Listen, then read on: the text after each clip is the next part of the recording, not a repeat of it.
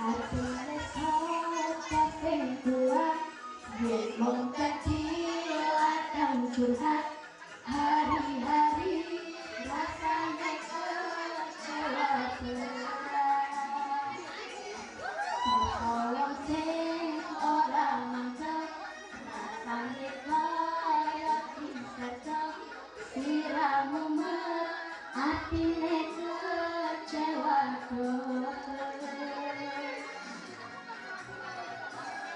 duweni usah bersatu hati cepule monggaleni isinan keruhan hati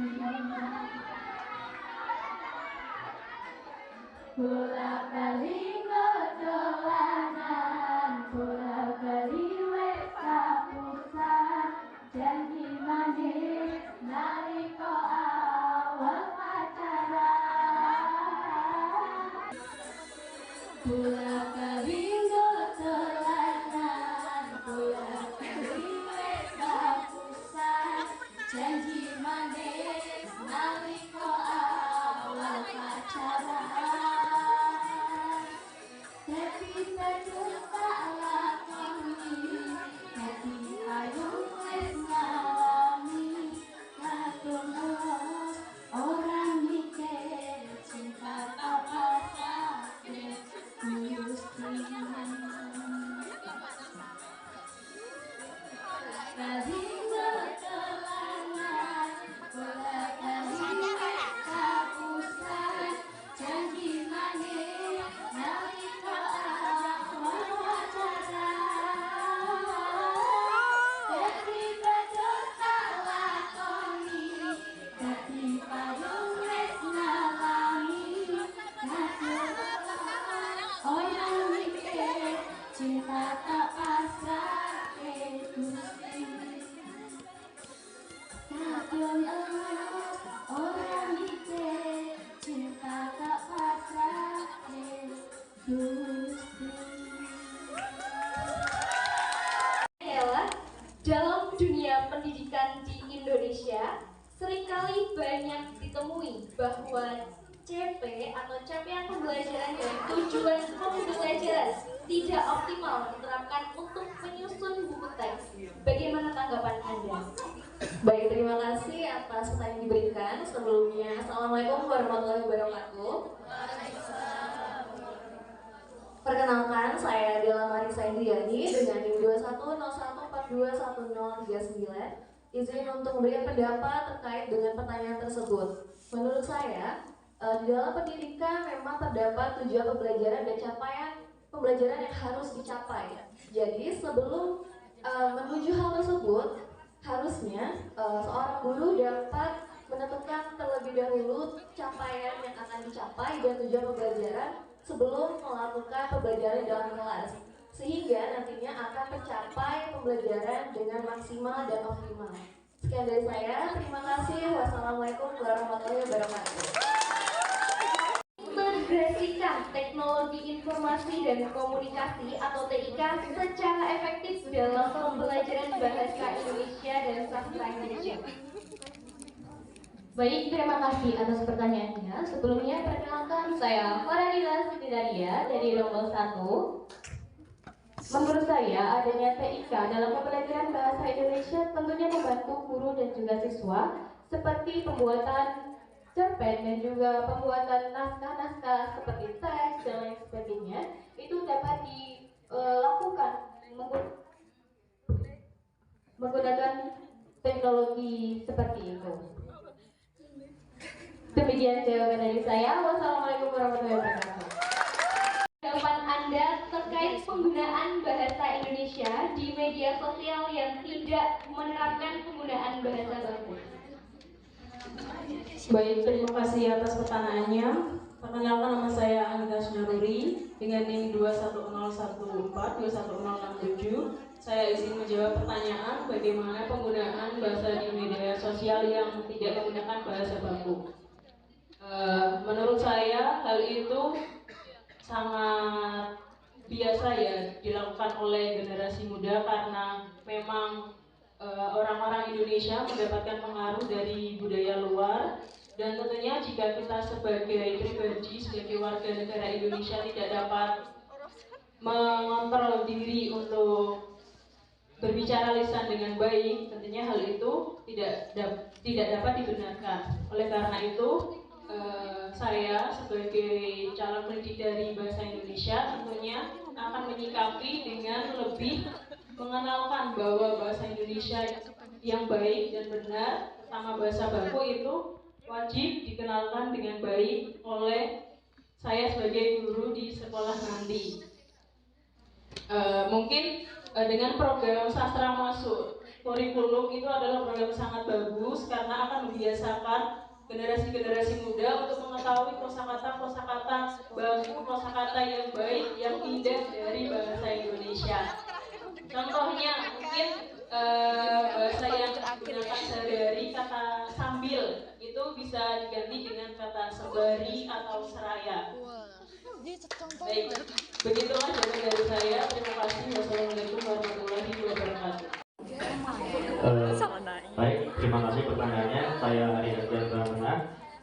Untuk feminisme ini bisa setuju bisa tidak ya, karena saya sendiri setuju mengenai feminisme bahwa perempuan memiliki hak dan kewajiban yang sama-sama harus dipenuhi. Tetapi mohon maaf, karena beberapa waktu lalu yang pernah saya lihat di media sosial, perempuan dalam keadaan sehat, tidak mengandung dan tidak sakit, itu tidak mau mengalah dengan laki-laki yang sama-sama sehat. Wanita tersebut menggunakan feminisme dengan cara yang salah. Mereka melakukannya dengan mengolok-olok laki-laki agar laki-laki tersebut mau berpindah dari tempat duduknya sehingga wanita tersebut bisa duduk di tempat duduk. Tetapi kalau dilihat dari feminisme aslinya secara benar, misalnya dalam berkeluarga, menjadi ibu rumah tangga seorang perempuan yang ingin bekerja kembali tapi tidak dibolehkan oleh suaminya, nah itu juga hal yang salah. Itu seharusnya bisa disetujui dari kedua belah ya, seperti itu. Terima kasih. Pembelajaran bahasa dan sastra. Mengapa demikian? Baik, saya Nabila Zana Ilmi dari PBSI Rombel 1. Izin menjawab terkait fokus pembelajaran bahasa dan bahasa Indonesia. Jadi fokus pembelajaran bahasa Indonesia ini terkait bahasa Indonesia, yaitu kosakata yang ada yang sudah kita pelajari. Terus juga dimasukkannya unsur sastra Indonesia, yaitu untuk adanya cakupan wawasan Nusantara. Jadi adanya fokus pembelajaran bahasa ini selain digunakan untuk komunikatif, untuk bahasa yang komunikatif, juga untuk mempelajari hal-hal yang semisal kayak BIPA seperti itu. Jadi fokus pembelajarannya itu untuk adanya komunikasi supaya tidak terjadi miskonsepsi seperti itu. Terima kasih.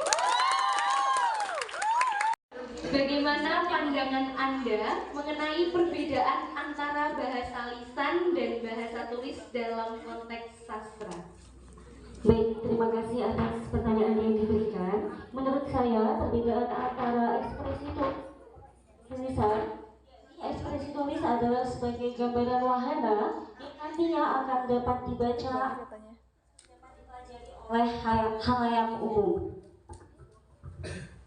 Kemudian untuk ekspresi lisan sendiri berkaitan dengan aspek berbicara dan juga aspek bersastra, seperti contohnya tentang puisi, yakni membaca puisi dan juga membaca dongeng. Dan dari aspek-aspek tersebut harus dipelajari bagaimana cara yang baik dan cara yang benar. Nah, hal ini juga berhubungan dengan sastra masuk kurikulum, yakni ada beberapa buku yang dipelajari, seperti saya pernah membaca yakni Hujan Bulan Juni, yang dipelajari oleh siswa-siswa SD, SMP, dan juga SMA. Dan saya cukup tertarik dan setuju dengan gagasan tersebut. Demikian saya Imtiaz Danila Hadana dengan NIM 2101421092 dari Rombel 1.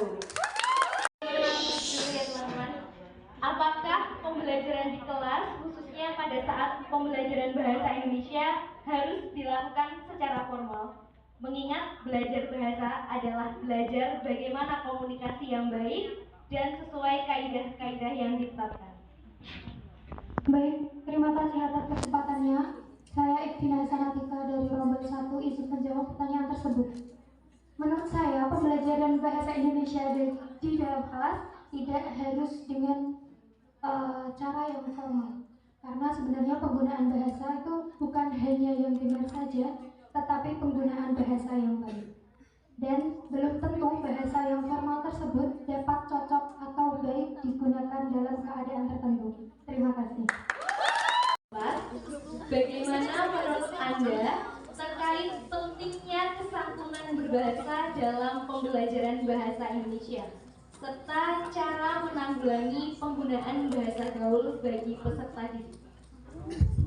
Baik, saya izin menjawab terkait pentingnya kesantunan bahasa di dalam proses pembelajaran bahasa dan sastra Indonesia. Menurut saya itu perlu ditekankan karena mengingat kita sebagai orang Jawa haruslah mempunyai kesantunan baik itu dalam tingkah laku maupun berbahasa. Nah, untuk aspek berbahasa bisa kita tekankan di ranah pendidikan, apalagi kita sebagai mahasiswa program studi pendidikan bahasa dan sastra Indonesia memiliki tugas dan kewajiban untuk membelajarkan bagaimana cara berkomunikasi dan juga ataupun bagaimana anak-anak atau siswa kita nanti untuk dapat memiliki karakter yang baik. Kemudian bagaimana cara menanggulangi untuk penggunaan bahasa gaul di kalangan anak muda ataupun di lingkungan sekitar kita. Menurut saya penggunaan bahasa gaul sendiri itu merupakan sebuah fenomena yang tidak bisa kita hindari karena seiring dengan perkembangan zaman penggunaan atau campur kode itu bisa kita temukan dimanapun. Salah satunya di Jakarta Selatan yang beberapa tahun lalu pernah viral, yaitu penggunaan bahasa Indonesia yang dicampur-campurkan dengan bahasa Inggris. Menurut saya itu sebenarnya adalah sebuah fenomena yang tidak bisa kita hindarkan. Akan tetapi ada cara tersendiri, yaitu dengan kita memiliki kesadaran dari diri kita yang harus ditimbulkan bahwasanya bahasa Indonesia merupakan bahasa persatuan dan kita harus melestarikan. Kalau bukan kita, siapa lagi? Dan hal-hal besar dimulai dari hal-hal yang kecil, jadi kita dapat memulai semuanya dari hal-hal yang kecil. Terima kasih, saya Sabeneza dengan NIM 2101421079 dari nomor 1 juga pamit dulu. Tanggapan Anda mengenai peran literasi digital dalam perkembangan pendidikan? Terima kasih atas pertanyaannya. Saya Leni Septiani izin untuk menjawab. Terkait dengan literasi digital di dalam dunia pendidikan, tentunya sangat berperan dengan penting. Hal tersebut karena yang pertama, saat ini kita memasuki era globalisasi yang mana teknologi sangat marak digunakan oleh sebagian besar masyarakat.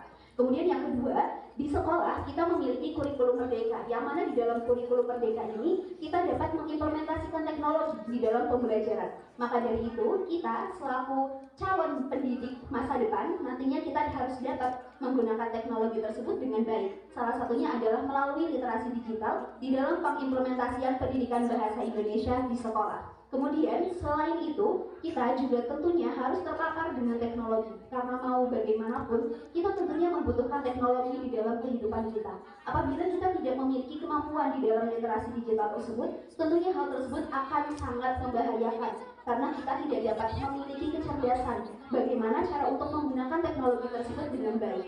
Maka dari itu saya sangat-sangat setuju apabila literasi digital ini diimplementasikan di dalam pembelajaran bahasa Indonesia. Selain itu, sebagai pendidikan bahasa Indonesia, tentunya hal tersebut juga dapat digunakan dalam ranah berkomunikasi. Salah satunya adalah dalam bermedia sosial. Karena seperti yang kita tahu, media sosial sangat marak digunakan oleh sebagian besar manusia. Maka dari itu kita harus memiliki kecerdasan tersebut agar kita dapat cerdas dalam menggunakan media sosial tersebut. Kemudian, bahasa-bahasa yang alay dan juga yang kurang sesuai dengan culture di Indonesia. Maka dari itu kita selaku calon pendidik masa depan, kita harus dapat cerdas dalam berteknologi, salah satunya dalam literasi digital. Maka dari itu, saya, Leni Septiani dari PBSI Rombel 1 mengucapkan terima kasih. Wassalamualaikum warahmatullahi wabarakatuh.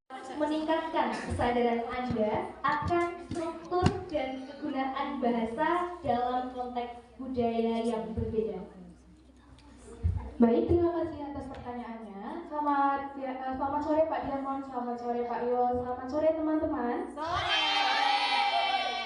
Saya Fajrina Kusuma Handayani dengan nomor induk mahasiswa 2101421065. Izin menjawab pertanyaan yang telah diberikan.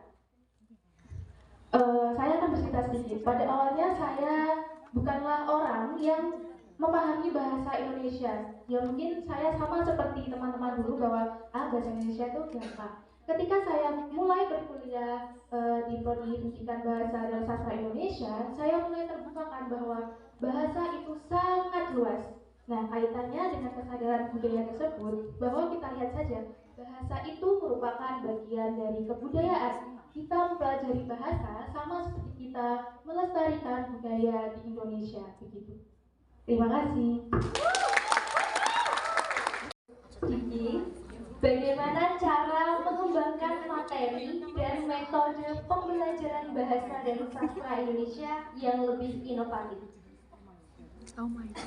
Baik, terima kasih atas kesempatan yang telah diberikan. Perkenalkan, nama saya Muhammad Julianto dengan nomor induk mahasiswa 2101421058. Baik, saya izin menjawab pertanyaan yang telah diberikan terkait bagaimana cara mengembangkan materi dan media pembelajaran yang lebih inovatif untuk pembelajaran bahasa dan sastra Indonesia.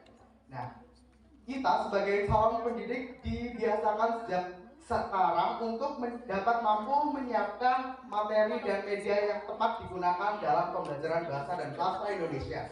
Nah, untuk menciptakan media dan materi pembelajaran yang inovatif diperlukan adanya penggunaan teknologi, pemanfaatan teknologi. Nah, karena adanya era globalisasi, tentunya teknologi saat ini semakin canggih. Dari tahun ke tahun ada saja inovasi yang diberikan, yang muncul dari penemu yang sangat-sangat handal. Oleh karena itu, kita sebagai pendidik dibiasakan untuk mampu beradaptasi sehingga materi dan media pembelajaran bahasa dan sastra Indonesia yang akan diceritakan dapat menjadi lebih inovatif sehingga peserta didik dapat mengikuti pembelajaran dengan lebih baik. Terima kasih. Bagaimana pendapatmu tentang Menteri Nadiem yang mengatakan bahwa kenaikan UKT tidak berpengaruh terhadap masalah mahasiswa? Baik, terima kasih untuk pertanyaannya. Sebelum itu, perkenalkan, nama saya Ken Bagus Yuniarta Zadik. Umur saya 20 tahun. Kalau gini muka saya kelihatan. Kalau gini tidak kelihatan. Oke, untuk pertanyaannya saya jawab deh. Apa ada? Oh, pendapat Menteri Nadiem terkait kenaikan UKT yang tidak berpengaruh untuk mahasiswa. Menurut saya itu sangat berpengaruh. Yang mana saya pernah melihat di berita, yang mana mahasiswa Universitas Negeri Makassar, maba itu dia menangis keluar dari kantor rektorat karena ditolak untuk penurunan jumlah uang UKT seperti itu. Jadi menurut saya kenaikan tersebut sangat berpengaruh bagi mahasiswa yang mungkin, mohon maaf, kurang mampu tapi dia ingin melanjutkan studi di perguruan tinggi seperti itu. Untuk selebihnya mohon maaf jika kekurangan. Wassalamualaikum warahmatullahi wabarakatuh. Bagaimana tanggapan Anda mengenai Mana tahu kamu bisa coba podcast jawabannya juga berbeda dengan pembulian? Baik, terima kasih atas pertanyaan yang telah diberi.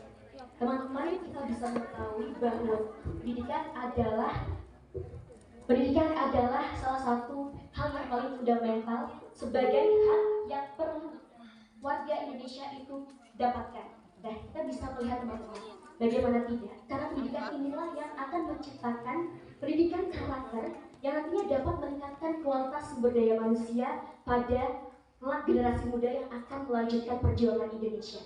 Nah, untuk itu, untuk menerapkan pendidikan yang kondusif, tentunya bullying ini sangat harus dicegah. Mengapa tidak? Karena Untuk menciptakan iklim pendidikan yang nyaman untuk belajar, bullying ini benar-benar harus dihapuskan. Karena bullying atau perundungan ini sangat merugikan mental peserta didik. Kita dapat mengetahui, teman-teman, bahwa bullying dapat berdampak tidak hanya pada kesehatan mental, kesehatan fisik juga dapat berdampak. Jadi, saya Maulida Zahra Putratul Ain dari Program Studi Pendidikan Bahasa dan Sastra Indonesia sangat tidak setuju dengan adanya program dengan adanya bullying yang ada di Indonesia ataupun di dalam dunia pendidikan. Sehingga kita sebagai pendidik nanti harus bisa menciptakan iklim pendidikan yang lebih memperhatikan bagaimana karakteristik pendidik dan juga karakteristik dari peserta didik. Terima kasih. Baik, pertanyaan yang selanjutnya. Apakah pembelajaran sastra perlu diterapkan di SMK? Sementara banyak pelajar SMK yang merasa pembelajaran sastra tidak penting. Lalu bagaimana agar pembelajaran sastra ini tetap direalisasikan di SMK dan bagaimana cara menarik minat siswa tersebut? Baik, terima kasih untuk pertanyaannya. Saya Vika, izin untuk menjawab pertanyaan tersebut. Bagaimana tentang sastra dibelajarkan untuk anak SMK? Padahal sejatinya anak-anak SMK itu kurang menyukai sastra karena pelajarannya juga mungkin tidak mendukung dengan sastra. Tetapi itu salah.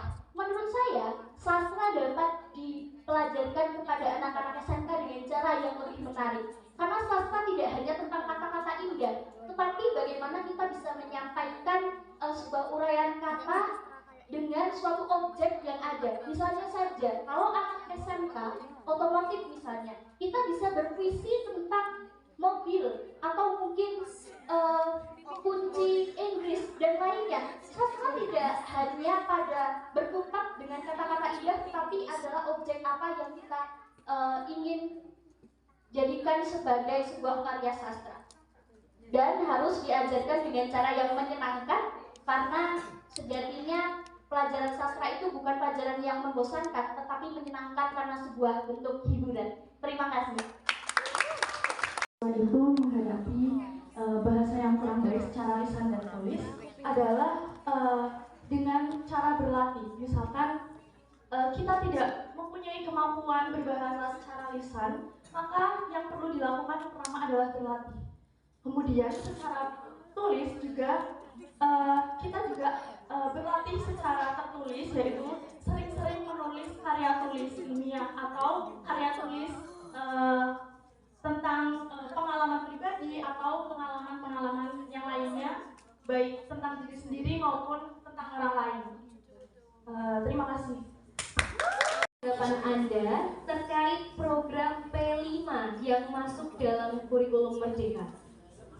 Baik, saya Syaula Barta, izin menjawab. Menurut saya program P5 adalah bentuk dari implementasi ideologi negara kita, yaitu Pancasila, yang mana ada 6 poin dalam program P5 itu, yang mana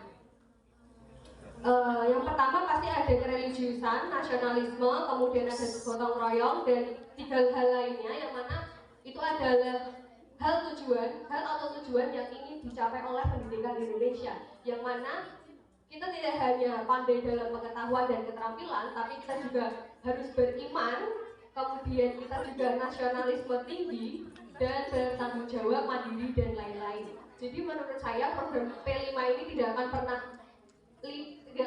hilang dari pendidikan Indonesia, walaupun nanti namanya berbeda, tapi program semacam ini menurut saya tidak akan pernah hilang dalam pendidikan Indonesia, karena tujuan pendidikan Indonesia itu adalah bukan hanya menumbuhkan dan mengembangkan sumber daya manusia, tetapi juga manusia yang berporos pada agama dan nasionalisme. Terima kasih, itu jawaban saya, Syaula Barta. Masuk kurikulum. Bagaimana tanggapan Anda mengenai langkah Kemendikbudristek tersebut? Baik, terima kasih atas pertanyaan yang telah disampaikan. Saya, Fitriani, berpendapat bahwa sastra masuk kurikulum adalah salah satu langkah yang tepat untuk saat ini. Kenapa? Karena dalam dunia saat ini, apalagi dalam dunia kegiatan bersekolah di SMP maupun SMA, bahkan SMK, sastra itu sudah terlalu dikesampingkan dari pembelajaran. Karena apa? Karena pendidikan terlalu berfokus kepada hal-hal yang berkaitan dengan bahasa. Namun justru sastra yang juga merupakan sastra yang merupakan banyak cerita maupun kisah-kisah yang bermoral dan dapat dimasukkan ke dalam suatu pendidikan atau pembelajaran, itu sebenarnya sangat penting. Maka dari itu saya sangat setuju dengan langkah tersebut apabila sastra dimasukkan ke dalam kurikulum. Sekian, terima kasih. Teman-teman semuanya, apa yang membuat Anda jatuh cinta terhadap bahasa Indonesia? Ya, terima kasih atas pertanyaannya Kak Salsa. Sebelumnya perkenalkan, nama saya Enjisaya Jaya dengan NIM 101142109. Alasan saya mencintai bahasa Indonesia adalah bahasa Indonesia sendiri menjadi alat komunikasi lintas bangsa. Selain itu, secara personal saya menyukai bahasa Indonesia karena tergantung dengan pemilihan diksinya, bahasa Indonesia dapat memberikan kita dukungan emosional, juga dapat memberikan kita pengetahuan dan wawasan dan imajinasi yang luas. Ada banyak hal yang dapat kita dapatkan dari hanya memahami bahasa Indonesia, hanya dengan membaca bahasa Indonesia. Begitu jawaban dari saya. Terima kasih atas kesempatannya. Rombel 1